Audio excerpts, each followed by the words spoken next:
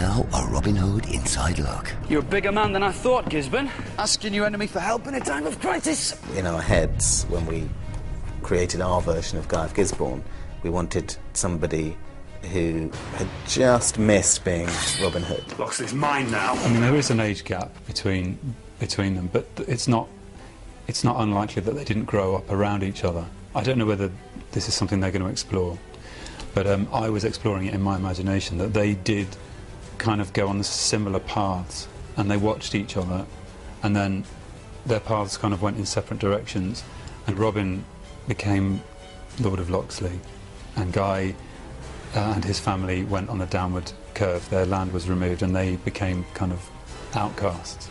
And I think that was where all the resentment began to breed.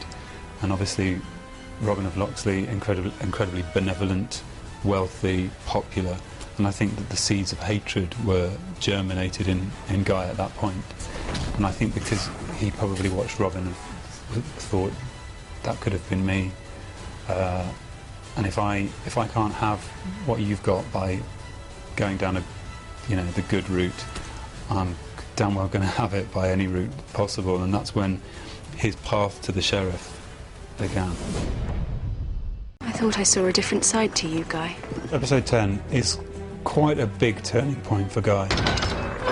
At the moment he's about to leave, he realises that he can't go. Without her, my world may as well turn to ash. He kind of goes back into Nottingham, a different person. You came back? That's when he's truly been kind of taken to the furthest point that he will be taken in the story in terms of his benevolent humanity. I don't think it gets any more benevolent than that for him. And I think the whole process of this dilemma of you're going to have to get out of this place, otherwise Nottingham's going to be destroyed, and he genuinely believes that he can save Marianne. He needs to save her, and his plan to get her to marry him so that they can leave together would once have been about, I can get her now, but actually in episode 10 he's changed. It's about saving her. It's about truly loving her enough to just do anything to save her life, which is a big leap for him. And now a Robin Hood inside look. Gisborne the Gullible. I really enjoy the interaction that we have as actors because I'm kind of open to whatever Keith's going to bring to the table. His roots in comedy have made the sheriff the most brilliant character that it is. Who is that man? Sheriff of Nottingham, love the dress. There's a lot of improvisation that happens. Pat, woman, Pat, don't rub.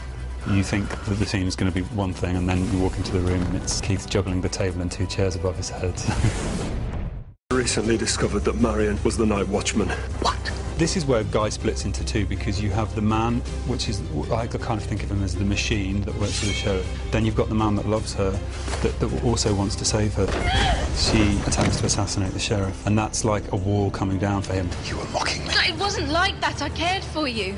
You are a liar. That man has just gone back into the armour, and all the bolts are locked.